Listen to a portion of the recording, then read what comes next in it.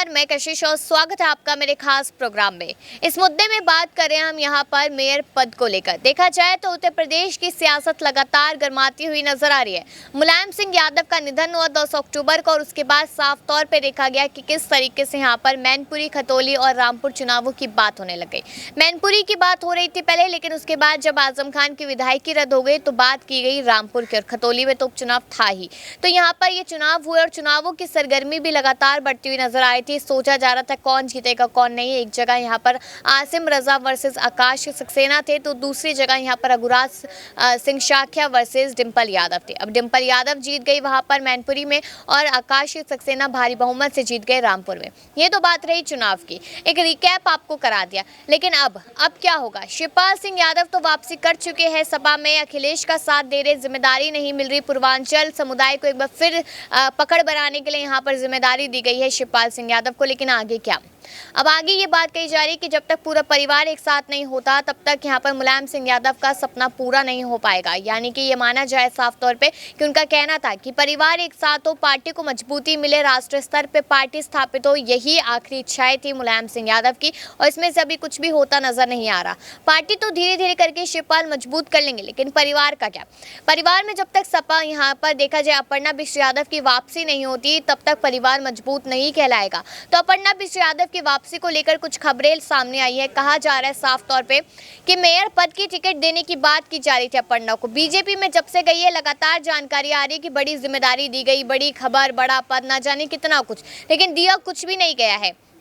कहीं ना कहीं अपर्णा बिष्ट यादव भी इन सारी बातों से अंदरूनी तरीके से नाराज चल रही है। अब यहाँ पर मेयर पद को लेकर खबर सामने आई थी कि शायद उन्हें मेयर पद की टिकट दे दी जाए, लेकिन इस वक्त की सबसे बड़ी जानकारी मैं आपको दे दूं कि यहाँ पर किन्नर प्रियंका जो ट्रांसजेंडर है उन्हें ये जिम्मेदारी दी जा रही है मेयर पद की। उन्होंने साफ तौर पर कह दिया बीजेपी टिकट देगी तो लड़ूंगी, नहीं देगी तो निर्दलीय लड़ूंगी। और कहीं ना कहीं आप देख सकते हैं कि हो सकता है कि बीजेपी उन्हें टिकट दे दे। अगर बीजेपी उन्हें टिकट देती तो कितना कुछ फायदा होगा, और आखिरकार ये प्रियंका है कौन, इसके बारे में हम आपको इस खास प्रोग्राम में बताएंगे। तो लगातार हमारे साथ इस प्रोग्राम में जुड़े रहिएगा कि अपर्णा बिष्ट यादव को ये महिला कैसे चुनौती दे सकती है, और अपर्णा को एक बार फिर बीजेपी से धोखा मिला, कि उन्हें बीजेपी से जाना चाहिए या नहीं, इस पर अपनी राय जरूर दे और लगातार ये प्रोग्राम देखते रहे। तो चलिए आगे बता देते हैं कि आखिरकार कौन है वो जो कहीं न कहीं माना जाए कि अपर्णा यादव की जगह ले सकते हैं।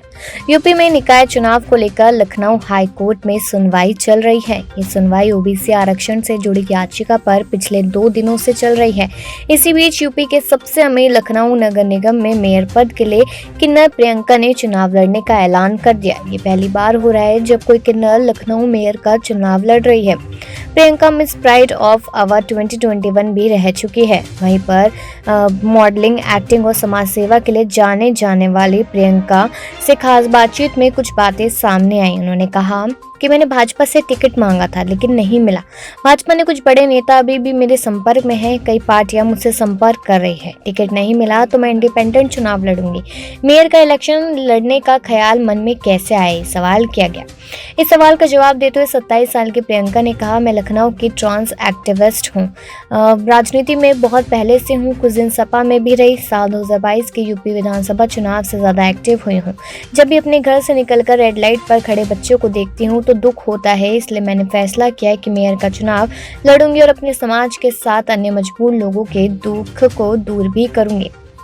आप खुद को समाज सेविका कहती हैं। अब तक आपने अपने समाज और बच्चों के लिए क्या किया? इसके जवाब में प्रियंका ने कहा, मैं शिव फाउंडेशन एनजीओ चलाती हूँ। किन्नर समाज के अधिकारों के लिए लड़ती आई हूँ। जब भी उनके साथ अन्याय होता है मैंने देखा है, लीगल एक्शन लिया। इसके साथ ही मैं गरीब बेटियों का कन्यादान करती हूँ। कोरोना काल में 43 दिनों तक गरीबों को खाना खिलाया, सैनिटरी पैड बांटे। एनजीओ से किन्नर समुदाय के 3000 लोग जुड़े हैं।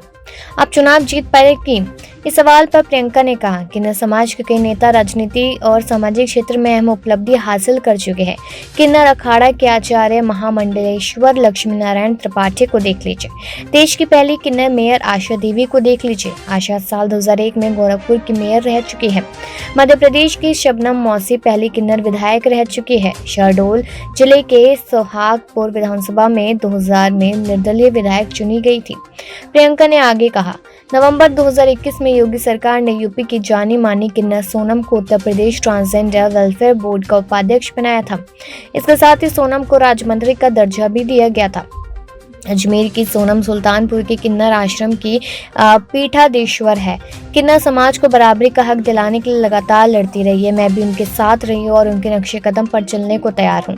इस चुनाव में मेरा समाज मेरे साथ खड़ा हुआ है। समाज का महिला और पुरुष वर्ग की एक अच्छी खासी लॉबी मेरे साथ है। जिन गरीब असहाय लोगों के सुख दुख में मैं उनके साथ रही, वो भी मेरे साथ खड़े हुए हैं।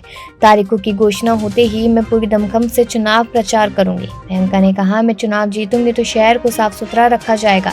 आज महिलाओं को गंदगी में सोच करना पड़ रहा है। इसके साथ ही निगम कर्मचारियों के वेतन समय पर दिए जाने की व्यवस्था की जाएगी। निगम में कर्मचारियों की पीएफ का घोटाला हुआ, उसकी जांच होगी। साथ ही किन्नरों को निगम में नौकरी दी गई, उनको मुख्यधारा से जोड़ने का काम किया जाएगा। उन्हें अपने अधिकारों के प्रति जागरूक किया जाएगा। प्रियंका ने कहा, लखनऊ के पास ही एक गांव में मेरा जन्म हुआ था। 12वीं तक की पढ़ाई मैंने घर पर ही की। उस दौरान मैं कुछ समझ नहीं पा रही थी। फिर मैंने लखनऊ आकर रोबोटिक्स की पढ़ाई में एडमिशन लिया। लखनऊ आने के बाद मुझे थोड़ी आज़ादी मिली और उसके बाद मैं समझ पाई कि मैं अलग हूँ। फिर मैंने रोबोटिक्स की पढ़ाई छोड़कर लखनऊ यूनिवर्सिटी से बीए किया। उसके बाद दिल्ली चली गई। दिल्ली पहुंचकर मैं तय कर चुकी थी कि अब मैं अपने समाज के लोगों के साथ रहूंगी, अपनी सच्चाई छिपाकर जिंदा नहीं रहूंगी। वहाँ मैं कुछ किन्नर बहनों से मिली, उन्होंने मेरा साथ दिया। मैं ट्रांस मॉडल बनी, कई शोज़ के यूट्यूब पर बनने वाली फिल्मों में एक्ट किया। सावधान इंडिया समेत कई टीवी शोज़ का हिस्सा भी रही हूँ। अभी गिनीज ऑफ वर्ल्ड रिकॉर्ड का एक शो बन रहा है जिसमें मैं लीड रोल प्ले कर रही हूँ। यूट्यूब पर भी मैंने समाज के संवेदनशील मुद्दों पर जागरूक करने वाली अवार्ड विनिंग फिल्में बनाई हैं। आखिर माँ और ये कैसी सोच, फिल्मों के 80 मिलियन से ज़्यादा व्यूज़ हैं। फैशन इंडस्ट्री में मिले अवार्ड्स के अलावा मुझे global face of UP, trans of UP, seeker award Delhi, Astitva award Pune, Pehchaan award Gurgaon, क्षमा एक Lucknow award Banaras, national women award 2020 और आदि आबादी अवार्ड 2021 में भी सम्मानित की जा चुकी हूँ। जब मुझे एहसास हुआ कि मैं किन्नर हूँ तो मुझे कई तरह की परेशानियों का सामना करना पड़ा। आस पड़ोस के लोग मुझे अलग ही नज़र से देखते थे। परिवार ने मेरा पूरा साथ दिया। मैंने अपना घर भले ही छोड़ दिया हो, लेकिन मैं अपने माँ बाप से संपर्क में हूँ।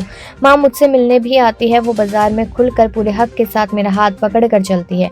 हमें सामाजिक दबाव के चलते कुछ चीज़ें छिपानी पड़ती है, जैसे मैं अपने गाँव का नाम नहीं बताती हूँ। तो ये कुछ कहानी है यहाँ पर प्रियंका की, जो किन्नर है लेकिन किस तरीके से अपनी ज़िंदगी में परेशानियों से लड़ती है।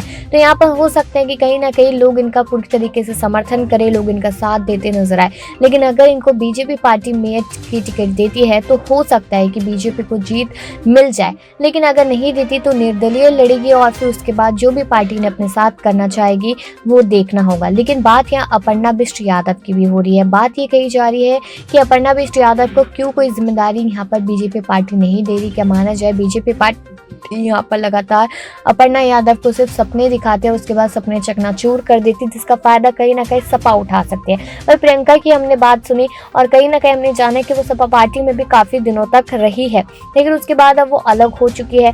अब बीजेपी की तरफ उनका एक ध्यान है कि शायद बीजेपी उन्हें मौका दे, लेकिन कहीं ना कहीं ऐसा लगता है कि शायद बीजेपी पार्टी की तरफ से भी उनको मौका नहीं मिलेगा। लेकिन देखना ये है कि आखिरकार बीजेपी पार्टी क्या कुछ करती नजर आती है, किसको मौका देती है, अपर्णा को या प्रियंका को या फिर किसी और को, क्योंकि यहाँ पर चुनाव जीतना तो बहुत ज्यादा जरूरी है हर किसी पार्टी के लिए।